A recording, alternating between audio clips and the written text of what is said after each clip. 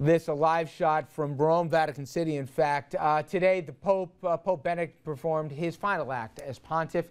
He took the virtually unprecedented step of leaving the Vatican. It's been 600 years, in fact. In fact, we will be going over, Files 1 will be, to Vatican City, as it looks like they'll begin a pre-conclave March 4th, and then projected March 11th, they'll close the doors and the conclave will begin. Let's bring you up to date with the very latest. Nick Schifrin from ABC was in Rome with this story. Pope Benedict XVI has performed his final, perhaps most memorable act, a resignation that's historic, unprecedented, and could transform the Roman Catholic Church. And he ended it humbly. After 8 years as Pope, a modest, simple wave, and it was over. I am just a pilgrim, he says, starting on my earthly journey. From his summer retreat, Benedict XVI closed the door on his papacy. He had said goodbye to his closest advisors at the Vatican, another almost happy wave before boarding his helicopter, and then a lap in the air around the Vatican and a beautiful blue-skied Rome. Every step he made today recorded live by dozens of cameras. None of this has ever been seen before in the history of the Catholic Church. We're going to be living through right now an incredible historic moment. One of those moments, a pope meeting his successor. Nobody, not even Benedict, knows which cardinal that will be, but he pledged him unconditional obedience, and he sent a clear message to the men known as the Church's princes, who will soon choose the next pope. The College of Cardinals should act like an orchestra, he says, in harmony and agreement. The cardinals might look for a good administrator, a contrast to Benedict, known as a professorial pope. He's written 3 books during his papacy and is considered a leading theologian. But despite his long, distinguished career, many believe he saved his most powerful lesson for his final act. Benedict's been a fantastic teaching pope, and he's been teaching more in the last 2 weeks probably than in the entire pontificate, and that's saying a lot. And the papal apartment is now sealed. The Swiss guards have left. The fisherman's ring has been defaced, which means Pope Benedict is now Pope Emeritus, and he'll spend the rest of his life in quiet prayer and meditation. Nick Schifrin, ABC News, Rome. Now back to you. Nick, thank you. And for more on what lies ahead here for the Catholic Church, we're joined by Dr. John Knight. He's the coordinator of the Catholic Studies program at Marist College, and he's also out with a new book called Liberalism versus Post-Liberalism, The Great Divide in 20th Century Theology. Doctor, welcome to the program. Thanks. Nice to be here. Right. I don't think it can be overstated that this has always been a church, even though it's been arguably since Vatican II extremely rigid, especially in the last few decades. But that said, it's in transition now, and it can't, I think, be exaggerated, Doctor, how much of a pivotal chapter in this church's history it is right now, where it's at a crossroads. There's no doubt about it. It is at a crossroads over various issues that are very important to the laity.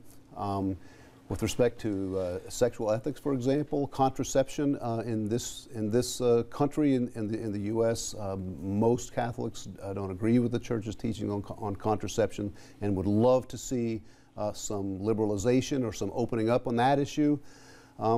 It's very difficult to foresee that happening given the makeup of the College of Cardinals right now. The entire College of Cardinals right now, all 117 of them, were appointed either by John Paul II or by Benedict. And they were appointed precisely because they shared the more conservative outlook that John Paul II and that Benedict also shared. So you don't have a movement within that College of Cardinals for change. The other sort of interesting thing is that the college is really dominated by Europeans. Over half of the College of Cardinals, as you no doubt are aware, are European cardinals, whereas they only really make up, I think, something around 24% of the the laity or the membership of the church. There are, I believe, 28 electors from Italy. more than those from Asia and Africa put together, when in fact the majority of the church the membership of the Catholic Church come from Latin America and by Africa. Far the fastest growing population in terms of growth in this church as well. Yeah, that's right. Before I get to some of the names people may hear about, just a quick history lesson, because I think it's fascinating. And I have debates with fellow Catholics who think I'm nuts, and I say, look it up, right?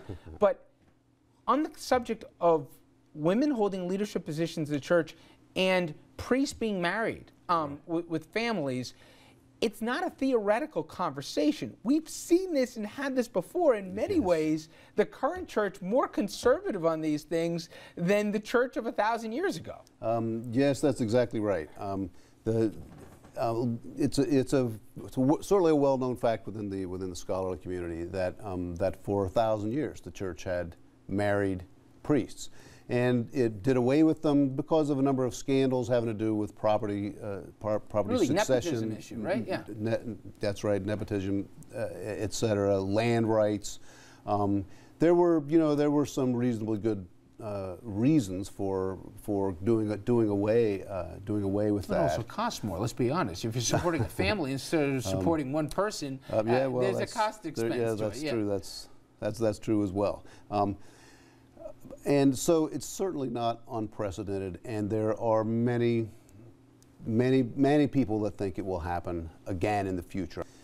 There are a number of people that think that yes, it will happen. In fact, one priest told me, he said, yes, it will happen. It'll probably happen within your lifetime. And he said, and when it does, the church will begin the announcement with, as the church has always taught. Right?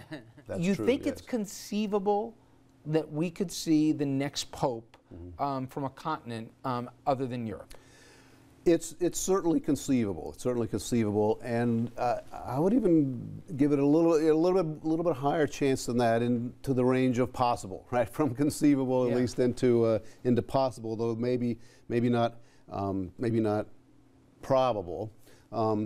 It's possible. I mean, I've heard people talk about Timothy Dolan. Sure. One of the things that the Archbishop of New York, one of the things that he brings is a very good sort of, if I can use this term, stage presence. He's comfortable in a crowd. Well, I've said he's the best politician in New York, and that counts all the pros. I mean, nobody can work a room like Cardinal Dolan. That's right, and that's one of the most important concerns that I have heard expressed among the cardinals, especially after Benedict, who was clearly not very comfortable in front of large groups of people, more of an academic.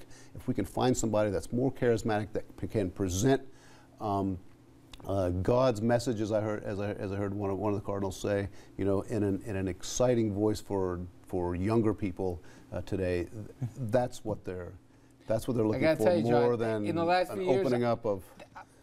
I've had to relearn prayers here because they've gone back to more literal translation. With these guys, I'm not sure they wouldn't even go back to Latin masses. So, but let's hope certainly in this chapter that they choose well. I think everyone can decide on that. Dr. John Knight, thank you so much for a few minutes. I appreciate it. Thank you very much. All right, everyone. RFL will be right back after this break.